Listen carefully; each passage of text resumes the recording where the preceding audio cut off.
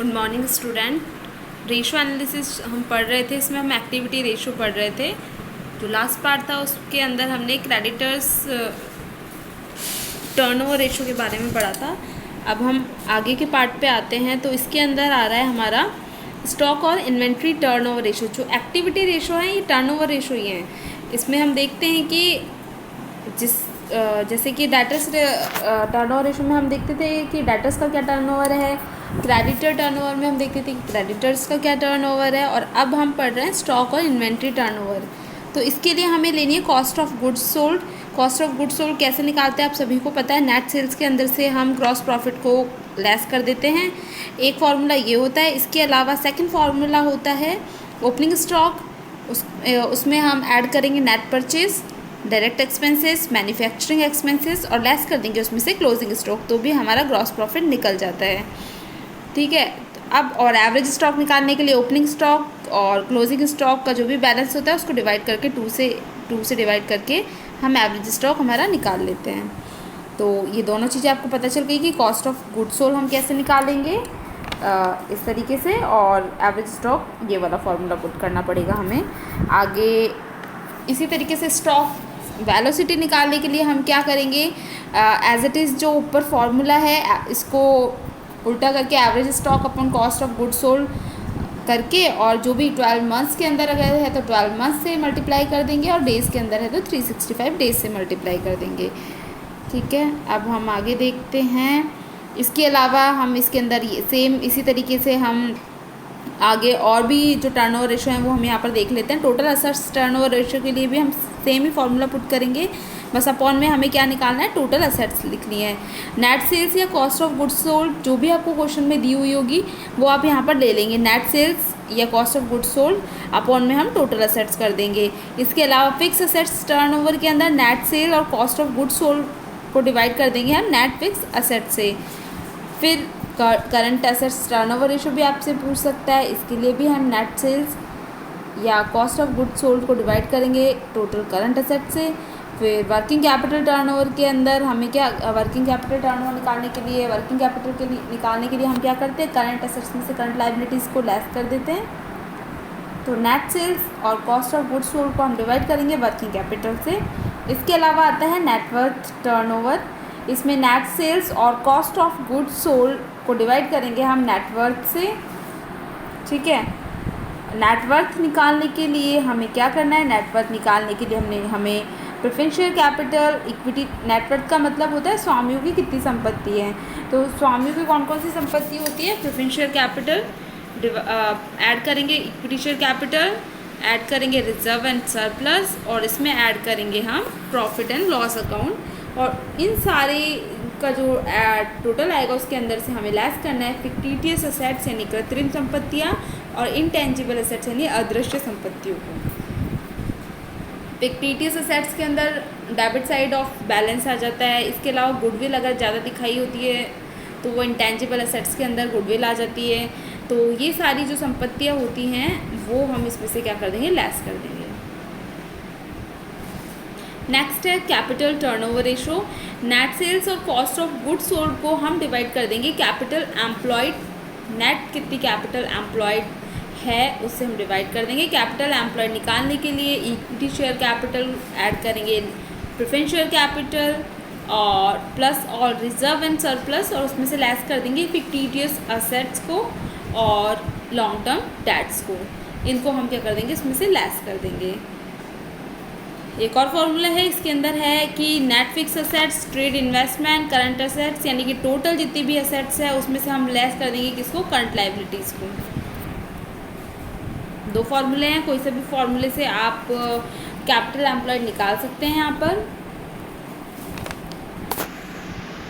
आगे क्वेश्चन में हम सारी चीज़ें, सारे जितने भी हमने रेशो पढ़े हैं ऊपर वो सारे हम देख लेते हैं।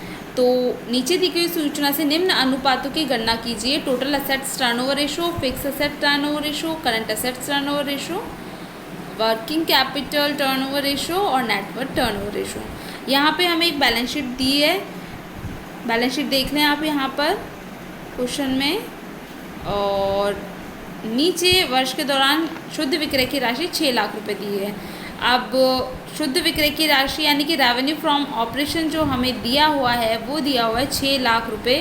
तो फर्स्ट हम जब टोटल असेट्स टर्नओवर रेशो निकालेंगे तो इसको निकालने के लिए रेवेन्यू फ्रॉम ऑपरेशन में जितनी भी हमारी असेट्स है उनको ऐड करके हम उसका डिवाइड कर देंगे। तो ऐड करने के लिए देखें, हम नीचे आते हैं यहाँ पर टोटल असेट्स हमारी फिक्स असेट्स। देखो क्वेश्चन में अगर हम आते हैं तो क्वेश्चन में आप लोगों को पता है फिक्स असेट्स कौन कौन सी होती हैं। तो जो हमारा क्वेश्चन दिया हुआ है वहाँ पर लैंड एंड बिल्डिंग दी हुई है, प्लांट एंड मशीनरी दी हुई है। ये सारे हमें आगे के फार्मूलाज में यूज़ करने पड़ेंगे, इसलिए अलग अलग से हमने यहाँ पर निकाल लिए हैं। फर्नीचर दिया हुआ है, लॉन्ग टर्म इन्वेस्टमेंट दिया हुआ है, इन सब का हमने टोटल किया 1,35,000 आया। फिर आते हैं हम करंट असेट्स पे। करंट असेट्स हमारी जो हैं वो हम यहाँ लिख देंगे। इसमें इन्वेंट्री आ गया, डेटर्स आ गया, BR आ गया, कैश एट बैंक आ गया, कैश इन हैंड आ गया। इन सब का टोटल हमारा हो गया 45,000। तो 1,35,000 को ऐड करेंगे हम 45,000 से, टोटल हमारी असेट्स हो गई कितनी 1,80,000। इसलिए हमने 1,80,000 से रेवेन्यू फ्रॉम ऑपरेशन या फिर नेट सेल्स को डिवाइड किया। तो हमारा जो टोटल असेट्स का टर्नओवर आया वो आया 3.33 times. Next fix assets turnover में हमने फिक्स असेट्स निकाली है, हमारी 1,35,000 आई थी और उसको भी हमने डिवाइड कर दिया 6 लाख से। तो 6 लाख डिवाइड बाय 1,35,000 तो हमारा आया 4.44 टाइम्स। नेक्स्ट करंट असेट्स हमारी 45,000 आई थी, नीचे हमने निकाली हैं, देखा था आप लोगों ने। तो रेवेन्यू फ्रॉम ऑपरेशन को हम डिवाइड कर देंगे करंट असेट्स से, तो ये आ गया हमारा 13.33 टाइम्स। इसके अलावा वर्किंग कैपिटल टर्नओवर रेशियो निकालने के लिए हम रेवेन्यू फ्रॉम ऑपरेशन तो हमें चाहिए, इसके अलावा हमें क्या चाहिए वर्किंग कैपिटल। वर्किंग कैपिटल निकालने के लिए हम क्या करेंगे, करंट असेट्स में से करंट लायबिलिटीज़ को हम लेस करेंगे। तो हम देखते हैं करंट लायबिलिटीज़ हमारी कितनी आ रही थी 25,000 आई है। यहाँ पे देख लेते हैं हम सन्ड्री क्रेडिटर्स के अंदर आए हैं, BP, tax payable, propose dividend, interest payable, ठीक है। ये हमारे यहाँ आ गए तो इनका टोटल हो गया 25,000। तो जो हमारी टोटल करंट असेट्स है 45,000, उसमें से हमने 25,000 को लेस कर दिया तो हमारी वर्किंग कैपिटल बनी कितनी 20,000। तो हम 20,000 को यहाँ पर क्या करेंगे डिवाइड कर देंगे, यानी कि जो रेवेन्यू फ्रॉम ऑपरेशन है 6 लाख उसे डिवाइड कर देंगे हम 20,000 से, तो 30 टाइम्स हमारा वर्किंग कैपिटल टर्नओवर आ गया है। नेटवर्थ टर्नओवर निकालने के लिए हमें नेटवर्थ निकालनी है। देखते हैं हमने नेटवर्थ कैसे निकाली है। यहाँ पर देखो, अब यहाँ पर हमने यहाँ पर नेटवर्थ निकाली है। शेयर कैपिटल हमारी 50,000 है, देख लेना आप क्वेश्चन में, ऊपर जो क्वेश्चन दिया हुआ उसमें 50,000 आपकी शेयर कैपिटल है। रिजर्व फंड आपका 25,000 का है, सरप्लस आपका 15,000 का है। तो टोटल जो आपका हो गया 90,000 आपकी नेटवर्थ आ गई, ठीक है। अब आपकी नेटवर्थ 90,000 आ गई है। तो अब हम पर देखते हैं यहाँ पर रेवेन्यू फ्रॉम ऑपरेशन जो है हमारा उसको डिवाइड करेंगे नेटवर्थ से। तो 90,000 हमारी नेटवर्थ आई है, तो 6 लाख को हम डिवाइड करेंगे 90,000 से, तो 6.67 टाइम्स हमारा यहाँ पर नेटवर्थ टर्नओवर रेशियो आ गया। इजी है, यहाँ पर ऐसा कुछ भी नहीं है, आपको फार्मूलाज याद करने हैं, फार्मूला पुट करने हैं। फार्मूले में भी कोई टफ फार्मूला नहीं है, बस बेसिक कॉन्सेप्ट समझना है हमें, टर्नओवर रेशियो निकालना किस तरीके से है।